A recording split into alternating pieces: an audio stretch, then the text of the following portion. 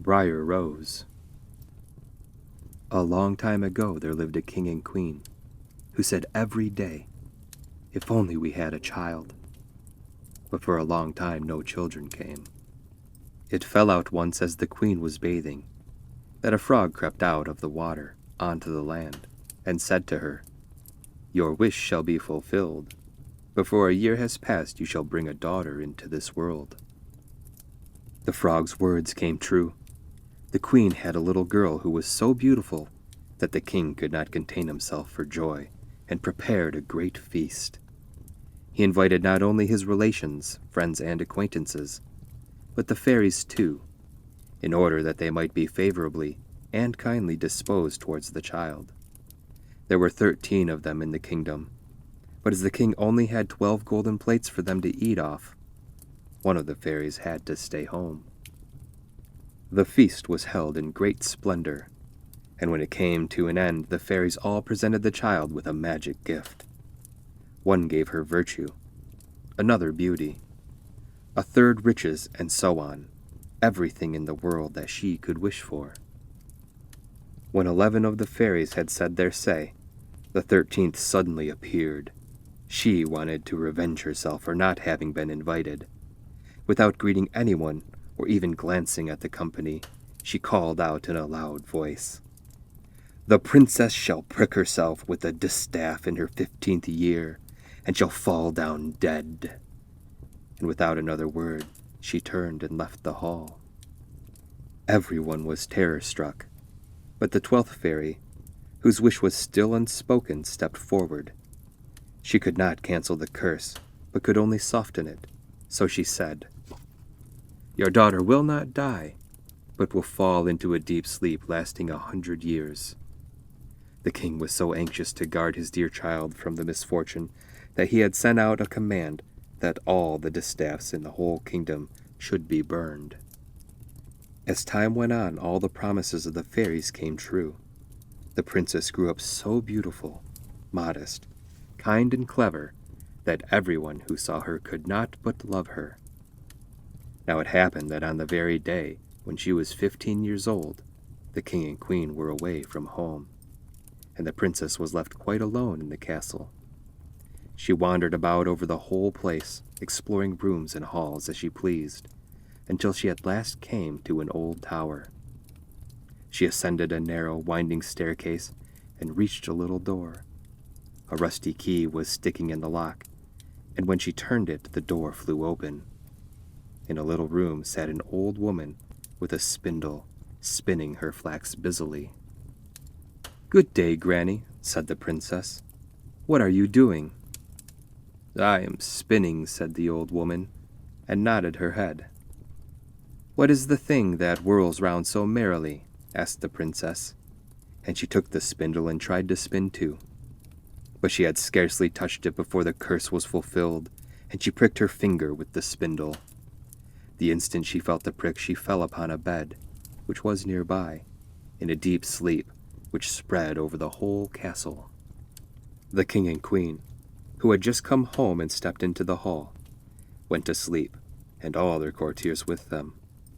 The horses went to sleep in the stable, the dogs in the yard, the doves on the roof, the flies on the wall. Yes, even the roast meat stopped crackling. The cook, who was pulling the scullion's hair because he had made some mistake, let him go and went to sleep. The wind dropped, and on the trees in the front of the castle, not a leaf stirred. But round the castle a hedge of briar roses began to grow up. Every year it grew higher, till at last it surrounded the whole castle, so that nothing could be seen of it, not even the flags on the roof. But rumors spread throughout the land above the lovely sleeping Briar Rose, as the king's daughter was called, and from time to time princes came and tried to force a way through the hedge into the castle. They found it impossible, for the thorns held them fast in their prickly grasp, and the princes were caught up in them, and were unable to free themselves, so they died a miserable death. After many, many years, a prince returned to the country, and heard an old man tell of the castle, which stood behind the briar hedge, in which a most beautiful maiden called Briar Rose had been asleep for the last 100 years. And with her slept the king, the queen, and all her courtiers. He also knew from his grandfather that many princes had already come and sought to pierce through the briar hedge, and had been imprisoned in it and died a sad death. The young prince said, "I am not afraid. I'm determined to go and look upon the lovely Briar Rose." The good old man did all in his power to dissuade him, but the prince wouldn't listen. The 100 years, however, were just ended, and the day had dawned when Briar Rose was to wake up again. When the prince approached the briar hedge, it was in blossom, and was covered with beautiful large flowers, which made way for him, of their own accord, and let him pass unharmed, closing up again into a hedge behind him. In the courtyard he saw the horses and brindled hounds lying asleep. On the roof sat the doves with their heads under their wings. And when he went into the house, the flies were asleep on the walls, and near the throne lay the king and queen. In the kitchen was the cook, with his hand still raised as though about to strike the scullion, and the maid sat with the black fowl, which she was about to pluck in her lap. He went further in, and everything was so still that he could hear his own breathing. At last he reached the tower, and opened the door into the little room where Briar Rose was asleep. There she lay, looking so beautiful that he could not take his eyes off her. He bent down and gave her a kiss, and as he touched her, Briar Rose opened her eyes and looked lovingly at him. Then they went down together, and the king woke up, and the queen, and all the courtiers, and they looked at each other with astonished eyes. The horses in the stable stood up and shook themselves. The hounds leapt about and wagged their tails. The doves on the roof lifted their heads from under their wings, looked around, and flew into the fields. The flies on the wall began to crawl again.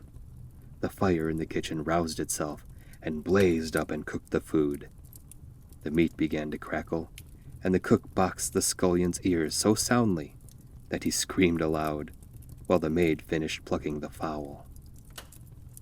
Then the wedding of the prince and Briar Rose was celebrated with all splendor, and they lived happily ever after.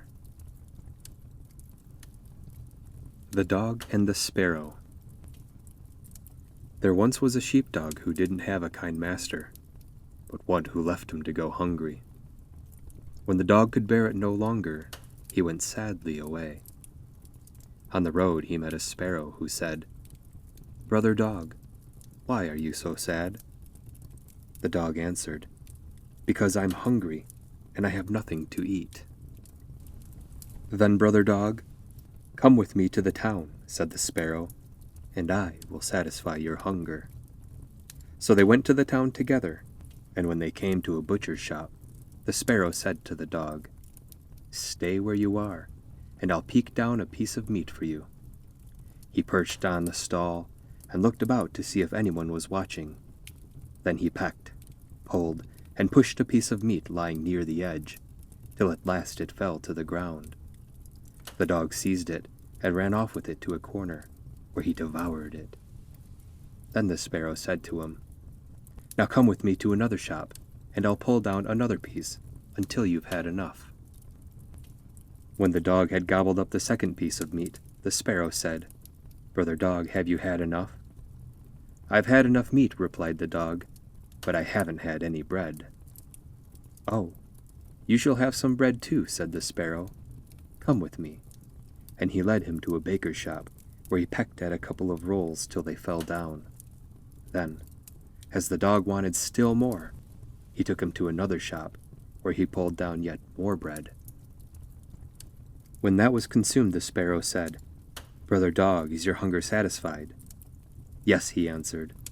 "Now let's go and walk about outside the town for a bit." So they both went out on to the high road. Now the weather was very warm, and when they had walked a little way, the dog said, "I'm tired, and I need to sleep." "Oh, by all means," answered the sparrow. "I'll perch here on this branch in the meantime." So the dog lay down in the road and fell asleep, and while he lay there, a carter came along driving a wagon with 3 horses. The wagon was laden with 2 casks of wine. When the sparrow saw that he was not going to turn aside, but was going straight over the track where the dog was lying, he called out, "Carter, don't do it, or I'll ruin you." But the carter grumbled to himself, "You won't ruin me," cracked his whip, and drove the wheels of his wagon right over the dog and killed him. The sparrow cried out after him, "Carter, you have killed my brother dog. It will cost you your wagon and your team." "My wagon and my team indeed. What harm can you do to me?" asked the carter as he drove on. The sparrow crept under the tarpaulin and pecked at the bunghole of one of the casks until the bung came out, and all the wine trickled away without the carter's being aware of it. When he looked round and saw the wine dripping from the wagon, he examined the casks and found that one was empty. "Alas, poor man that I am," he cried. "Not poor enough yet," said the sparrow, as he flew on to the head of one of the horses and pecked out its eyes. When the carter saw what he was doing, he seized his axe to throw it at the sparrow, but the bird flew away, and the axe hit the horse on the head, so that it fell down dead. "Alas, poor man that I am," he cried. "Not poor enough yet," said the sparrow. As the carter drove on with his 2 horses, the sparrow again crept under the tarpaulin and pecked the bung out of the second cask, so that all the wine ran out. When the carter perceived it, he cried again, "Alas, poor man that I am." But the sparrow answered, "Not poor enough yet." And he seated himself on the head of the second horse and pecked its eyes out. The carter ran up with his big axe and struck at him, but the sparrow flew away, and the blow hit the horse and killed it. "Alas, poor man that I am," cried the carter. "Not poor enough yet," said the sparrow, as he perched on the head of the third horse and pecked its eyes out. In his rage the carter struck out at the sparrow with his axe, without taking aim, missed the sparrow, but hit his last horse on the head, so that it fell down dead. "Alas, poor man that I am."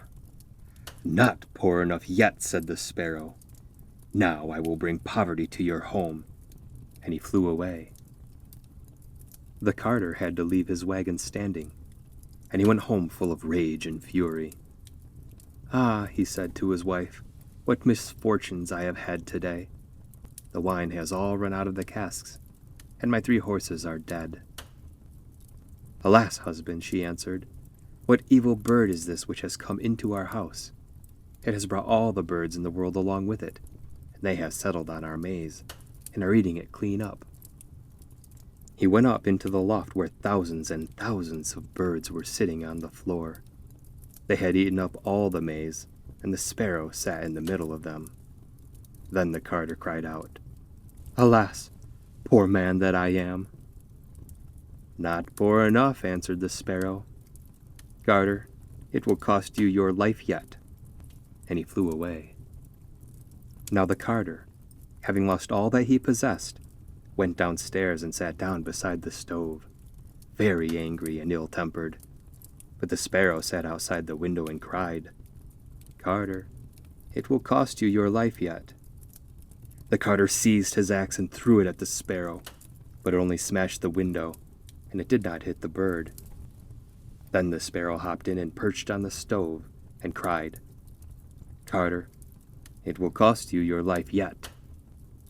The carter, mad and blind with rage, smashed the stove to atoms. But the sparrow fluttered hither and thither, till all and at last the very walls of his house were destroyed, but without ever hitting the sparrow. At last he caught it in his hand. Then said his wife, "Shall I kill it?" "No," he cried, "that would be too good for it. It shall die a much worse death. I will swallow it." And he took it and gulped it down whole. But the bird began to flutter about inside him, and at last fluttered up to the man's mouth. He stretched out his head and cried, "Carter, it will cost you your life yet." The carter handed his axe to his wife and said, "Wife, Kill the bird in my mouth." The woman hit out, but she aimed badly and hit the carter on the head. Down he fell, dead. The sparrow, however, flew out of his mouth and away. The 12 Dancing Princesses. There once was a king who had 12 daughters, each more beautiful than the other. They slept together in a hall where the beds stood close to one another, and at night, after they had gone to bed, the king locked the door and bolted it. But when he unlocked it in the morning, he noticed that their shoes had been danced to pieces, and nobody could explain how it happened. So the king set out a proclamation saying that anyone who could discover where the princesses did their night's dancing should choose one of them to be his wife, and should reign after his death. But whoever presented himself and failed to make the discovery after 3 days and nights would forfeit his life. A prince soon presented himself and offered to take the risk. He was well received, and at night was taken into a room adjoining the hall where the princesses slept. His bed was made up there, and he was to watch and see where they went to dance, so that they could not do anything or go anywhere else. The door of his room was left open too. But the eyes of the king's son grew heavy, and he fell asleep. When he woke up in the morning, all the 12 had been dancing, for the soles on their shoes were full of holes. The second and third evenings passed with the same result, and then the prince found no mercy, and his head was cut off. Many others came after him and offered to take the risk, but they all failed and lost their lives. Now it happened that a poor soldier, who had been wounded and could no longer serve, found himself on the road to the town where the king lived. There he fell in with an old woman who asked him where he intended to go. "I really don't know myself," he said, and added, in the fun, "I should like to discover where the king's daughters dance their shoes into holes, and after that to become king." "That's not so difficult," said the old woman. "You must not drink the wine which will be brought to you in the evening, but must pretend to be fast asleep." Whereupon she gave him a short cloak, saying, "When you wear this, you will be invisible, and then you can slip out after the 12 princesses." As soon as the soldier heard this good advice, he took it up seriously, plucked up his courage, appeared before the king, and offered himself as a suitor. He was well received, just as the others, and was dressed in royal garments. In the evening, when bedtime came, he was conducted to the anteroom. As he was about to go to bed, the eldest princess appeared, bringing him a cup of wine. But he had fastened a sponge under his chin and let the wine run down into it, so that he did not drink one drop. Then he lay down, and when he had lain quietly for a little while, he began to snore as though deeply asleep. The 12 princesses heard him and laughed. The eldest said, "He too must forfeit his life." Then they got up, opened the cupboards, chests, and cases, and brought out their beautiful dresses. They decked themselves before the glass, skipping about and reveling in the prospect of the dance. Only the youngest sister said, "I don't know what it is. You may rejoice, but I feel quite strange, as if a misfortune is hanging over us." "You are a little goose," answered the eldest. "You're always frightened. Have you forgotten how many princes have come here in vain? Why, I need not have given the soldier a sleeping draught at all. The blockhead would never have awakened." When they were all ready, they looked at the soldier, but his eyes were shut, and he didn't stir. So they thought that they would soon be quite safe. Then the eldest went up to one of the beds and knocked on it. It sank into the earth, and they descended through the opening, one after another, the eldest first. The soldier, who had seen everything, did not hesitate, but threw on his cloak and went down behind the youngest. Halfway down he trod on her dress. She was frightened and said, "What was that? Who is holding on to my dress?" "Don't be so foolish. You must have caught it on a nail," said the eldest. Then they went right down, and when they were quite underground they stood in a marvelously beautiful avenue of trees. All the leaves were silver, and glittered and shone. The soldier thought, "I must take away some token with me," and as he broke off a twig, a sharp crack came from the tree. The youngest cried out, "All is not well. Did you hear that sound?" "Those are triumphal salutes, because we shall soon have released our princes," said the eldest. Next, they came to an avenue where all the leaves were of gold, and, at last, into a third, where they were of shining diamonds. From both these the soldier broke off a twig, and there was a crack each time, which made the youngest princess start with terror. But the eldest maintained that the sounds were only triumphal salutes. Faster they went, until they came to a great lake. Close to the bank were moored 12 little boats, and in every boat sat a handsome prince.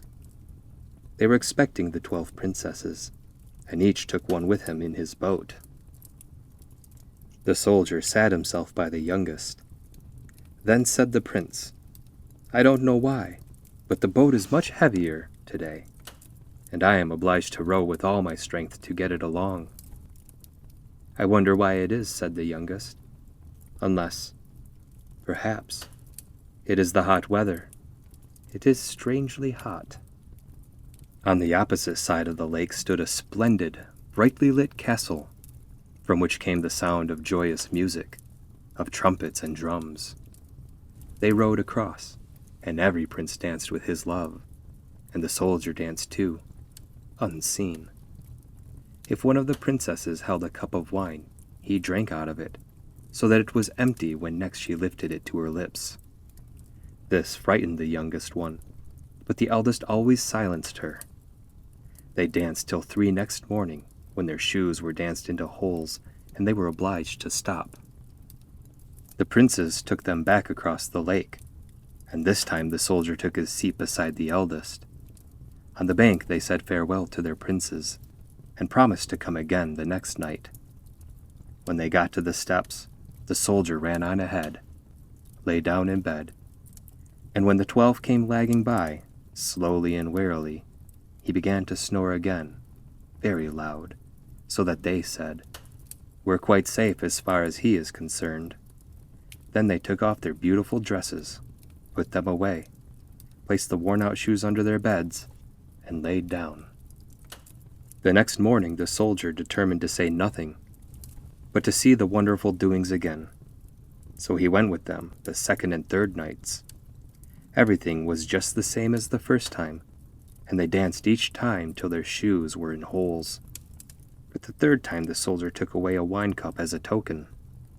When the appointed hour came for his answer, he took the 3 twigs and the cup with him, and went before the king. The 12 princesses stood behind the door listening to hear what he would say. When the king put the question, "Where did my daughters dance their shoes to pieces in the night?" he answered, "With 12 princes in an underground castle." Then he produced the tokens. The king sent for his daughters, and asked them whether the soldier had spoken the truth. As they saw that they were betrayed, and would gain nothing by lies, they were obliged to admit everything. Thereupon the king asked the soldier which one he would choose as his wife, and he answered, "I am no longer young. Give me the eldest." So the wedding was celebrated that very day, and the kingdom was promised to him on the king's death. But for every night which the princes had spent in dancing with the princesses, a day was added to their time of enchantment. The Fisherman and his Wife. There once was a fisherman who lived with his wife in a miserable little hovel close to the sea. He went to fish every day, and he fished and fished, and at last one day, as he was sitting looking deep down into the shining water, he felt something on his line. When he hauled it up, there was a great flounder on the end of the line. The flounder said to him, "Listen, fisherman, I beg you not to kill me. I am no common flounder. I am an enchanted prince, What good will it do to kill me? I shan't be good to eat. Put me back into the water and leave me to swim about." "Ho ho," said the fisherman. "You needn't make so much fuss about it. I am quite ready to put back a flounder that can talk." And so saying, he put the flounder back into the shining water where it sank down to the bottom, leaving a streak of blood behind it. Then the fisherman got up and went back to his wife in the hovel. "Husband," she said, "have you caught nothing today?" "No," said the man. "All I caught was one flounder, and he said he was an enchanted prince, so I let him go again." "Didn't you ask for anything then? A wish?" "No," said the man. "What was there to wish for?" "Alas," said his wife, "isn't it bad enough always to live in this wretched hovel? You might at least have wished for a nice clean cottage. Go back and call him. Tell him I want a pretty cottage. He will surely give us that." "Alas," said the man, "what should I go back there for?" "Well," said the woman, "it was you who caught him and let him go again. He will certainly do that for you. Be off now." The man was still not very willing to go, but he didn't want to vex his wife, so at last he went back to the sea. He found the sea no longer bright and shining, but dull and green. He stood by it and said, "Flounder, flounder in the sea, prithee hearken unto me.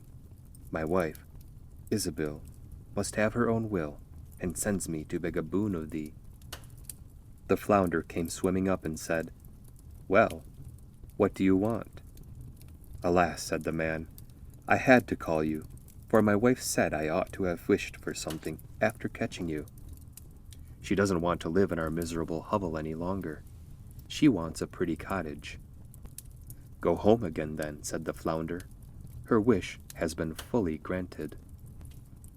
The man went home and found his wife no longer in the old hut. A pretty little cottage stood in its place, and his wife was sitting on a bench by the door. She took him by the hand and said, "Come and look in here. Isn't this much better?" They went inside and found a pretty sitting room, and a bedroom with a bed in it, a kitchen, and a larder furnished with pots and pans in tin and brass and stored with everything they could possibly require. Outside, there was a little yard with chickens and ducks, and a little garden full of vegetables and fruit. "Look," said the woman, "don't you think this is nice?" "Yes," said the man, "and so let it remain. We can live here very happily." "We'll see about that," said the woman. With that they had something to eat and went to bed. Everything went well for a week or more, and then the wife said, "Listen, husband, this cottage is too cramped, and the garden is too small. The flounder could have given us a bigger house. I want to live in a big stone castle. Go to the flounder, and tell him to give us a castle." "Alas, wife," said the man, "the cottage is good enough for us. What should we do with a castle?" "Never mind," said his wife. "Just you go to the flounder, and he will manage it." "Nay, wife," said the man, "the flounder gave us the cottage. I don't want to go back. As likely as not he'll be angry." "Go all the same," said the woman. "He can do it easily enough, and willingly into the bargain. Just go." The man's heart was heavy, and he was very unwilling to go. He said to himself, "It's not right." But at last he went. He found the sea was no longer green. It was still calm, but dark violet and gray. He stood by it and said, "Flounder, flounder in the sea, prithee hearken unto me. My wife, Isabel, must have her own will, and sends me to beg a boon of thee." "Now what do you want?" said the flounder. "Alas," said the man, half scared, "my wife wants a big stone castle."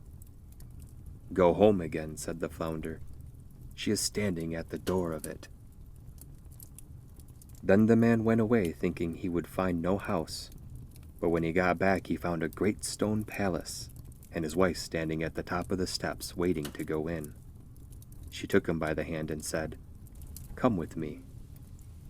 With that they went in and found a great hall paved with marble slabs, and numbers of servants in attendance, who opened the great doors for them. The walls were hung with beautiful tapestries, and the rooms were furnished with golden chairs and tables, while rich carpets covered the floors, and crystal chandeliers hung from the ceilings. The tables groaned under every kind of delicate food, and the most costly of wines.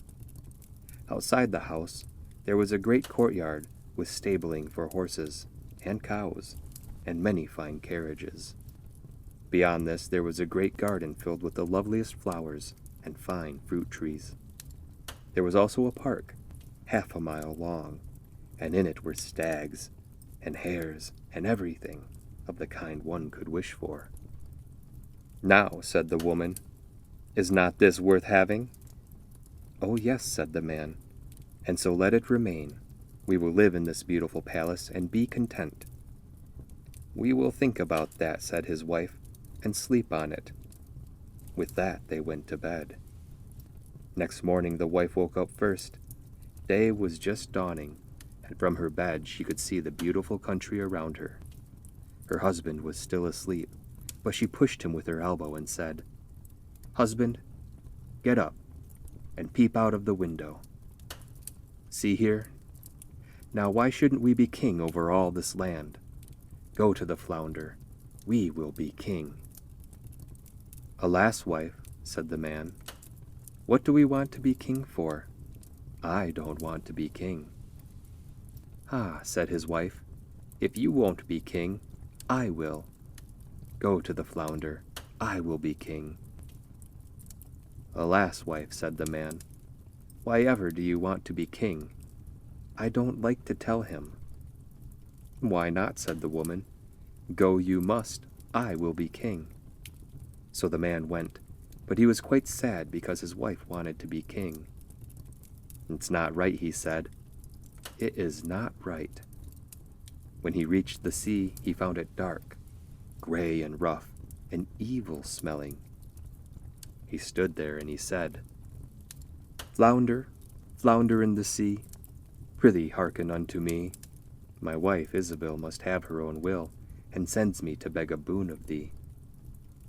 "Now what does she want?" said the flounder. "Alas," said the man, "she wants to be king now."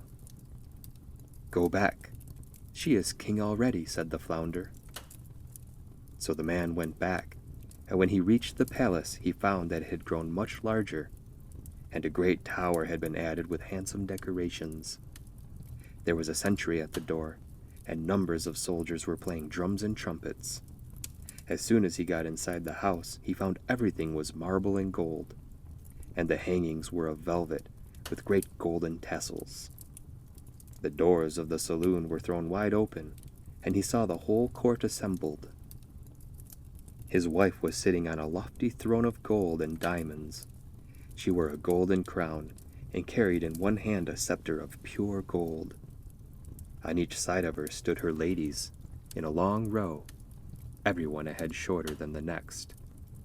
He stood before her and said, "Alas, wife, are you now king?"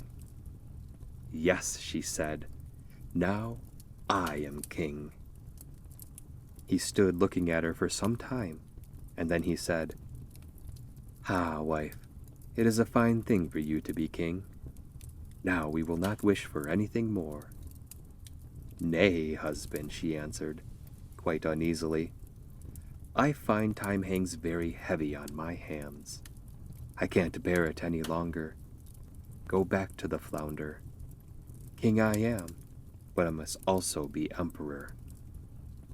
"Alas, wife," said the man, "why do you now want to be emperor?" "Husband," she answered, "go to the flounder. Emperor I will be." "Alas, wife," said the man, "emperor he can't make you, and I won't ask him. There is only one emperor in the country, and emperor the flounder cannot make you.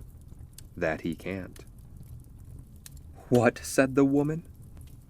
"I am king, and you are only my husband. To him you must go, and that right quickly. If he can make a king, he can also make an emperor. Emperor I will be, so go quickly." He had to go, but he was quite frightened. And as he went he thought, "This won't end well. Emperor is too shameless. The flounder will make an end of the whole thing." With that he came to the sea, but now he found it quite black, and heaving up from below in great waves. It tossed to and fro, and a sharp wind blew over it, and the man trembled. So he stood there, and he said, "Flounder, flounder in the sea, prithee, hearken unto me.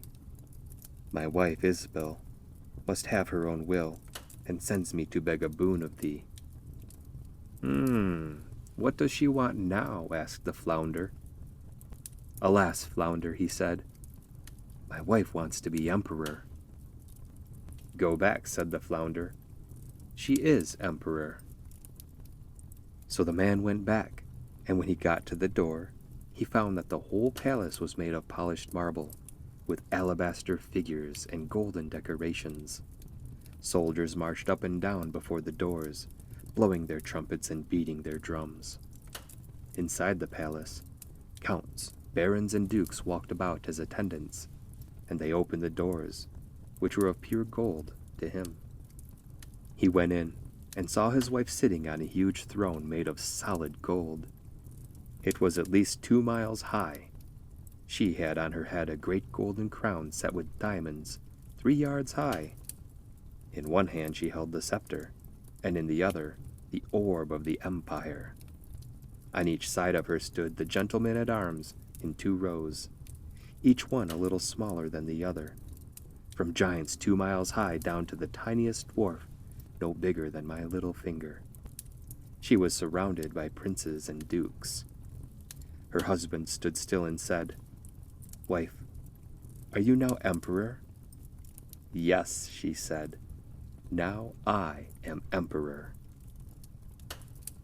Then he looked at her for some time, and he said, "Alas, wife, are you any better off for being emperor?" "Husband," she said, "what are you standing there for? Now I am emperor. I mean to be pope. Go back to the flounder." "Alas, wife," said the man, "whatever will you want next? Pope you cannot be. There is only one pope in Christendom.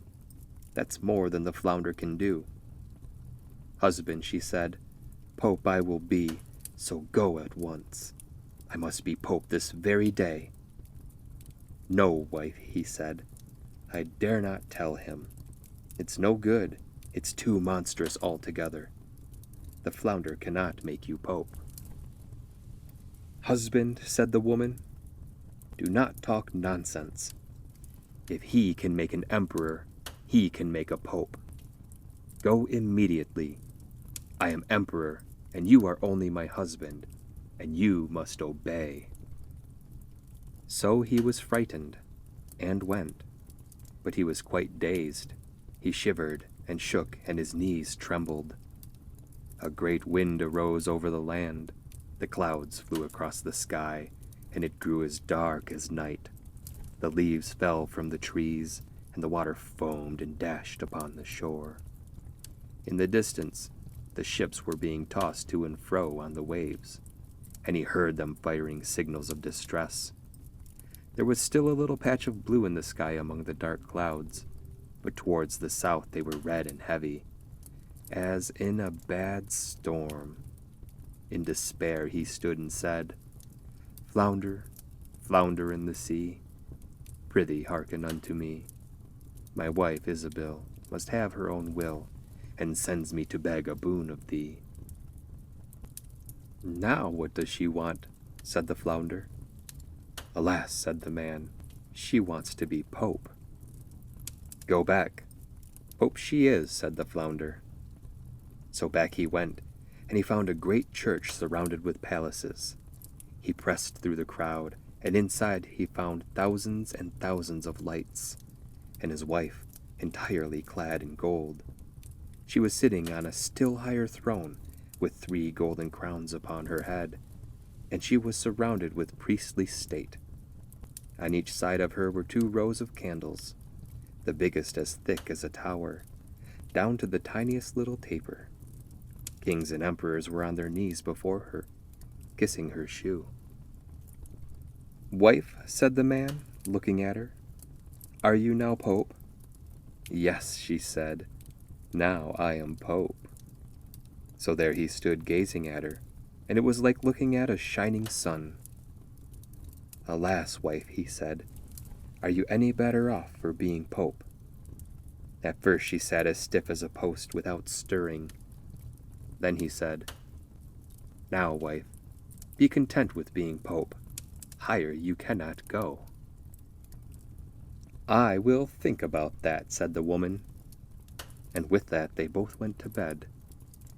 Still she was not content, and could not sleep for her inordinate desires. The man slept well and soundly, for he had walked about a great deal in the day. But his wife could think of nothing but what further grandeur she could demand. When the dawn reddened the sky, she raised herself up in a bed and looked out of the window. And when she saw the sunrise, she said, "Ha! Can I not cause the sun and moon to rise?" "Husband," she cried, digging her elbow into his side, "wake up and go to the flounder. I will be lord of the universe." Her husband, who was still more than half asleep, was so shocked that he fell out of bed. He thought he must have heard wrong. He rubbed his eyes and said, "Alas, wife, what did you say?" "Husband," she said, "if I cannot be lord of the universe and cause the sun and moon to set and rise, I shall not be able to bear it. I shall never have another happy moment." She looked at him so wildly that it caused a shudder to run through him.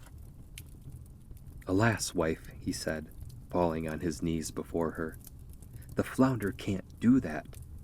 He can make you emperor and pope, but that is indeed beyond him. I pray you, control yourself, and content yourself with being pope." Then she flew into a terrible rage. Her hair stood on end. She kicked him and screamed, "I won't bear it any longer. Will you go?" Then he pulled on his trousers and tore away like a madman. Such a storm was raging that he could hardly keep his feet. Houses and trees quivered and swayed, and mountains trembled, and the rocks rolled into the sea. The sky was pitchy black. It thundered and lightened, and the sea ran in black waves, mountains high, crested with white foam. He shrieked out, but could hardly make himself heard. "Flounder, flounder in the sea, prithee hearken unto me. My wife Isabel must have her own will, and sends me to beg a boon of thee." "Now what does she want?" asked the flounder. "Alas," he said, "she wants to be lord of the universe." Now she must go back to her old hovel, and there she is. So there they are to this very day. The Wren and the Bear. Once upon a time, in the summer, a bear and a wolf were taking a walk in a wood, when the bear heard a bird singing most beautifully, and he said, "Brother Wolf, what kind of bird is that singing so beautifully?"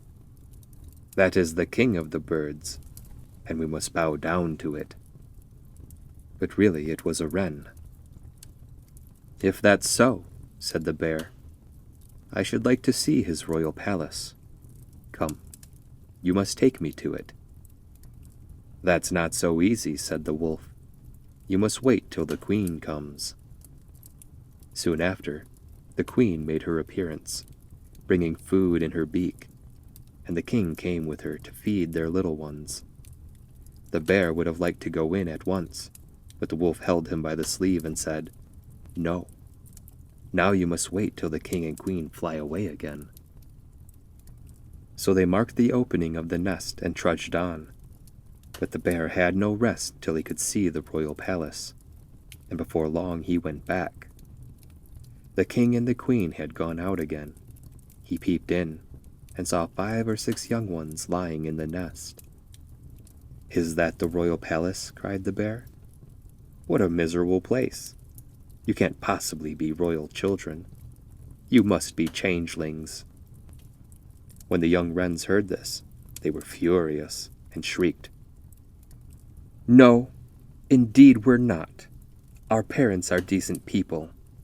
We'll pay you back for this." The bear and the wolf were very much frightened. They turned round and ran home to their dens. But the young wrens continued to shriek and scream aloud, and when their parents came back with more food, they said, "We won't touch so much as a leg of a fly, even if we starve, till you tell us whether we are really your lawful children or not. The bear has been here calling us names." Then said the king, "Only be quiet, and we'll see to it." Thereupon he and his wife, the queen, flew off to the bear in his den, and called in to him, "Old Bruin, why have you been calling our children names? It will turn out badly for you, and lead to a bloody war between us." So war was declared, and all the 4-footed animals were called together: the ox, the ass, the cow, the stag, the roe deer, and every other creature on earth. But the wren called together every creature which flew in the air, not only birds both large and small, but also the gnats, the hornets, the bees, and the flies. When the time came for the war to begin, the wren sent out scouts to discover where the commanding generals of the enemies were to be found. The gnats were the most cunning of all. They swarmed in the wood where the enemy was assembled, and hid themselves under a leaf of the tree where the orders were to be given. The bear called the fox up to him and said, "You're the slyest of all the animals, Renard. You shall be our general and lead us." Very good," said the fox. "But what shall we have for a signal?" But nobody could think of anything. Then said the fox, "I have a fine, long, bushy tail, which almost looks like a red feather brush. When I hold my tail erect, things are going well, and you must march forward at once. But if it droops, you must all run away as hard as you ever can." When the gnats heard this, they flew straight home and told the wrens every detail. When the day broke, all the 4-footed animals came rushing to the spot where the battle was to take place. They came with such a trampling that the earth shook. The wren and his army also came swarming through the air. They fluttered and buzzed enough to terrify anyone, and then the armies made for one another. The wren sent the hornet down with orders to seat herself under the tail of the fox and to sting him with all her might. When the fox felt the first sting, he quivered and raised one leg in the air. But he bore it bravely and kept his tail erect. At the second sting, he was forced to let it droop for a moment. But the third time, he could bear it no longer. He screamed, and down went his tail between his legs. When the animals saw this, they thought all was lost, and off they ran helter-skelter, as fast as they could go, each to his own den. So the birds won the battle.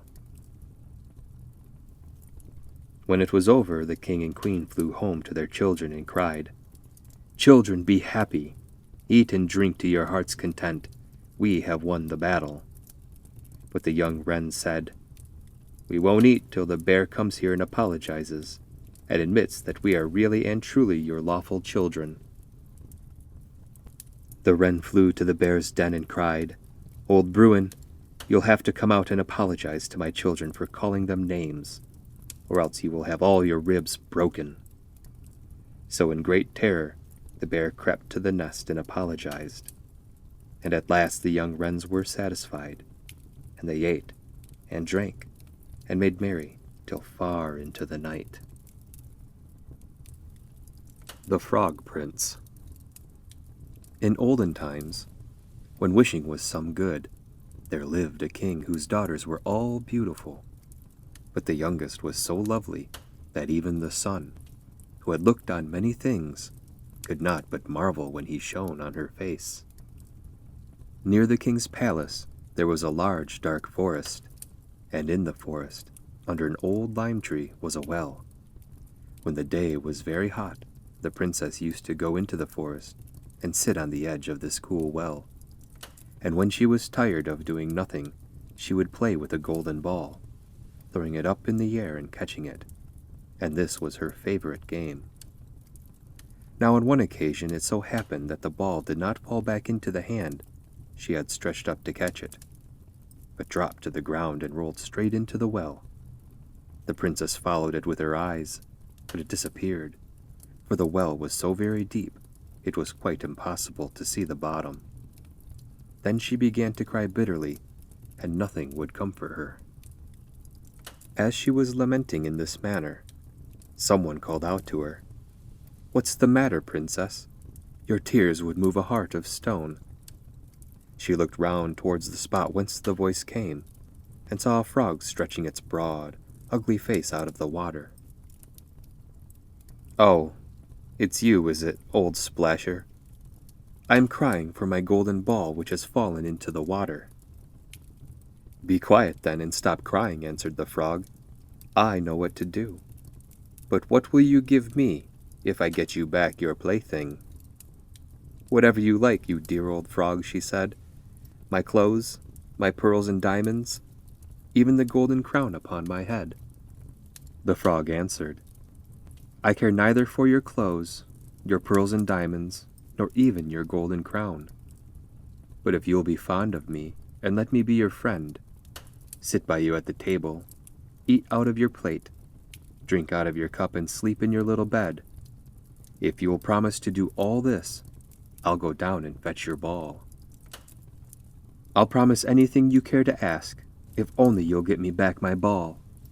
She thought, "What is the silly old frog chattering about? He lives in the well, croaking with other frogs. He can't be the companion of a human being." As soon as the frog had extracted this promise, he ducked his head under the water and disappeared. After a little while, back he came with the ball in his mouth, and threw it onto the grass beside her. The princess was full of joy when she saw her pretty toy again, picked it up and ran off with it. "Wait, wait," cried the frog. "Take me with you, I can't run as fast as you can." But what was the good of his crying, "Croak, croak," as loud as he could? She didn't listen to him, but hurried home, and forgot all about the poor frog, and he had to go back to his well. The next day, as she was sitting at dinner with the king and all the courtiers, eating from her golden plate, something came flopping up the stairs. Flip, flap, flip, flap. When it reached the top, it knocked at the door and cried, "Youngest daughter of the king, you must let me in." She ran to see who it was. When she opened the door and saw the frog, she shut it again very quickly and went back to the table, for she was very much frightened. The king saw that her heart was beating very fast, and he said, "My child, what is the matter? Is there a giant at the door wanting to carry you off?" "Oh no," she said, "it's not a giant, but a hideous frog." "What does the frog want with you?" "Oh, father, dear father, last night when I was playing by the well in the forest, my golden ball fell into the water, and I cried, and the frog got it out for me, and then, because he insisted on it, I promised that he should be my friend. But I never thought he would come out of the water, and now there he is, and he wants to come in to me." He knocked at the door for the second time, and sang, "Youngest daughter of the king, take me up, I sing. Know'st thou not what yesterday thou to me didst say? By the well in the forest dell, youngest daughter of the king, take me up, I sing." Then said the king, "What you have promised you must perform. Go and open the door for him." So she opened the door, and the frog shuffled in, keeping close to her feet till he reached her chair. Then he cried, "Lift me up beside you." She hesitated till the king ordered her to do it. When the frog was put on the chair, he demanded to be placed upon the table, and then he said, "Push your golden plate near so that we can eat together." She did as she was asked, but very unwillingly, as could easily be seen. The frog made a good dinner, but the princess could not swallow a morsel.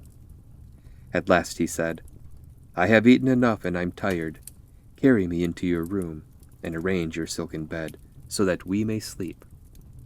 The princess began to cry, for she was afraid of the clammy frog, which she dared not touch, and which was now to sleep in her pretty little silken bed. But the king grew very angry and said, "You must not despise anyone who has helped you in your need." So she seized him with 2 fingers and carried him upstairs, where she put him in the corner of her room. When she got into bed, he crept up to her and said, "I'm tired and I want to go to sleep too. Lift me up or I will tell your father." She was very angry, picked him up and threw him with all her might against the wall, saying, "Sleep as well as you can over there, you hideous frog." When he fell to the ground, he was no longer a hideous frog, but a handsome prince with beautiful friendly eyes. And at her father's wish, he became her beloved companion and husband. He told her that he had been bewitched by a wicked fairy, and nobody could have released him from the spells but she herself.